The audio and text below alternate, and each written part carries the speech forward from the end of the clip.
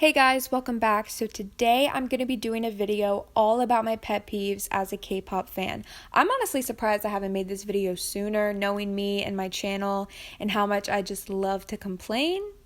I've been working on it, but I'm sure everyone has a list, at least a secret list in their mind about things that just piss them off about the community, the fandom, the industry in general, because K-pop is huge, and I promise you, if you tell me that you say you love everything about K-pop, you're straight up lying, and I will walk away because I don't tolerate liars.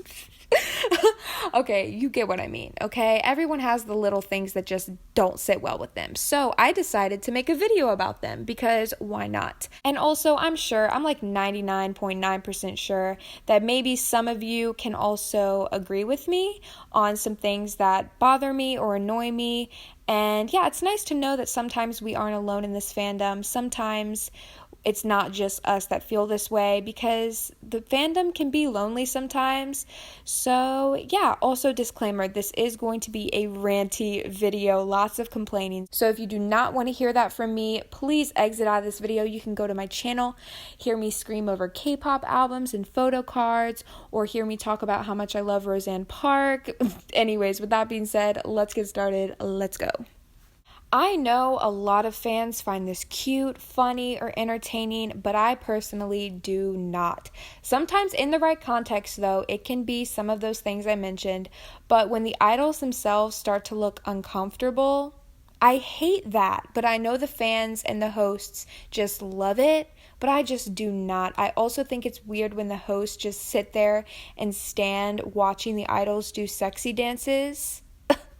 It's just so cringy to me. Like, cringe is oozing from my screen, and seeing the way the male hosts react to the girls' sexy dance, it just makes me feel sick. I would certainly refer to myself as a critical K-pop fan. I mean, just take a look at my channel and you could figure that out for yourself. This isn't rocket science. But by being a critical K-pop fan, it's not always easy to spread your opinions and be fully understood. And may I just mention that being misunderstood is literally one of the worst feelings ever.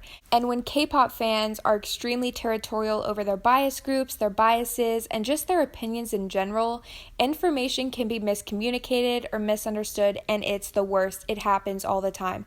In general, all across the board, I'm not fond of solo stans, period. I find them toxic in almost every way, but especially the solo stans in Blackpink.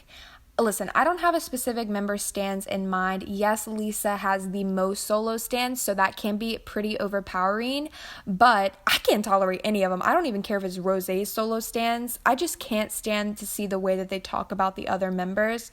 But all I can say is that lifting up your favorite member by bringing down the others is beyond pathetic, and I refuse to give them any more attention. Moving on. The whole purpose for dance practice videos is for the people, the fans, to be able to see the entire choreography left to right so that they can learn it or just see it more clearly. Because on the music shows and in the music video, the footage is super kinetic and it's moving around all the time, closing up on idols' faces.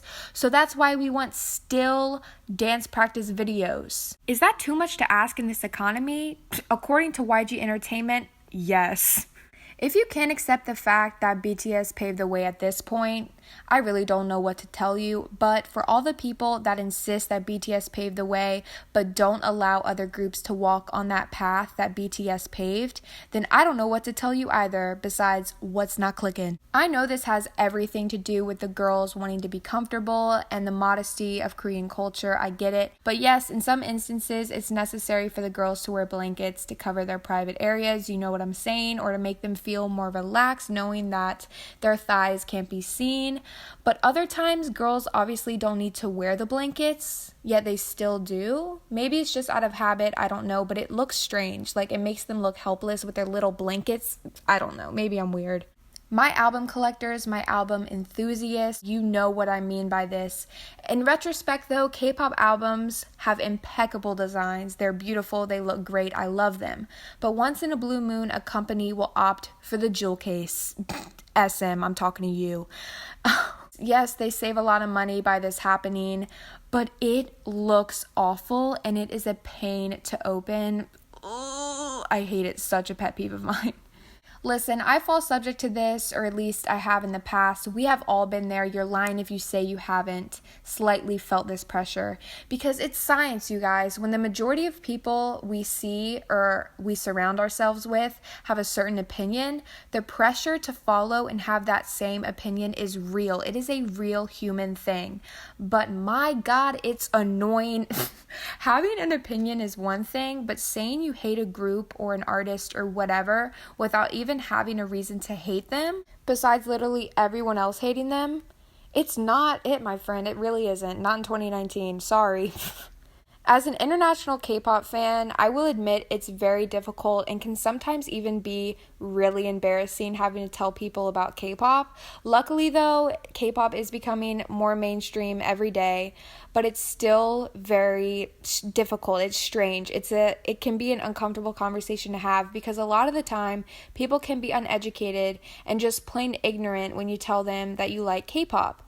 I don't blame them for automatically thinking it's weird or having a lot of questions. I don't mind that, but it is important for them to be open-minded to the idea of enjoying music that isn't in English.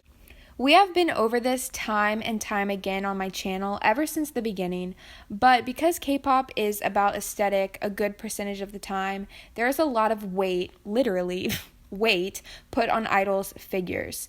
And when you are performing on stage or at an event or wherever, you're having everyone look at you and your body. People are taking pictures and videos. There is going to be an immense heavy pressure to look perfect. This is nothing new here, guys. So with that pressure comes a ton of comments and even backlash put on these idols, especially backlash toward healthy-looking idols, aka idols who aren't slim according to Korea's standards, or even super skinny idols. Basically, the one member that is the biggest or the skinniest have it the absolute worst because, well, they stand out the most. And in K-pop, we just can't have that, okay? I'm just here to say I hate it. I absolutely hate everything about it. And I wish that idols didn't have to be so cautious over their figures, their weights. It's just like, why can't they just be healthy and eat good amount of food? And wouldn't it just be so much better that way? This is definitely something K-pop fans years ago would not have to have dealt with, but unfortunately, we live in an age of streams and views and numbers, and I find the obsession with it extremely aggravating. But what I find most annoying of all is that when fandoms pride themselves on how many views, how many numbers their favorite groups have, when in reality, views don't mean numbers don't mean shit, you guys. That is the truth, because some of the best K-pop music videos I have ever seen don't even have millions of views. Like the Get It music video by Pristin V literally has like 18 million views, which is like nothing compared to a BTS or Blackpink music video, but in my eyes, it's a masterpiece, okay? So just because a music video has like hundreds of millions does not necessarily mean it's automatically better. It just means that they have tons of fans. I refuse to believe and accept that I'm the only one that has a problem with this because I'm surprised at this point idols haven't gotten injured. Like seeing the way these idols jump petrifyingly after confetti or fireworks go off on these stages is so scary. Like it is not that serious. And then there's like this huge cloud of smoke and it blocks the view. It's so unnecessary. Like, isn't there another way to make a stage entertaining besides having literal bombs go off in these idols' faces? Like, come on now. What I mean by this is the entitlement fans feel that they have. Listen, I get it. I get a lot of this stuff. Fans can be extremely overprotective and territorial over their favorite artists, whoever. Nothing new here, but sometimes taking a step back and realizing that it's just music at the end of the day is necessary. Like, you don't really know what's going on. As much as you may think you do, you really don't. I don't even know what's going on half the time. You guys make me feel like I do, but in reality, nobody knows what's going on. No one knows the truth. So it's just important that we try and see the bigger picture before we go around with entitlement written on our foreheads, making ourselves look foolish. I feel like this is so petty of me to include this, but honestly, at this point, who cares? But it just looks so weird to see someone call ITZY or, I don't know, who's a rookie boy group, TXT, to hear them being called kings or queens, like when they've existed for 3 seconds. But okay, it's your life, live it your way, I guess, but it's weird. K-pop fans want to feel as closely connected to their biases, but it does make it kind of difficult to relate to them when they aren't allowed to talk about certain topics sometimes, especially newer groups, because when a new group pops out, the company wants them to be as least unproblematic as possible. But wouldn't it just be great if they were able to talk about mental health problems, LGBTQ+, feminism, or just overall deep things in general? But unfortunately, the second they say something semi-controversial, the Korean media cancels them. Don't you just love the earth? Apparently, we may never win. Okay, you guys, that's the video. I hope you enjoyed. I hope you could stand the complaining. You probably could. Nothing new here on this channel. But anyways, I hope you guys enjoyed the video. Thank you so much for watching. Please make sure to leave some of your K-pop pet peeves down below in the comments. Things that just don't sit well with you, because we all have them. Anyways, I will see you guys very soon with another video. Bye, guys.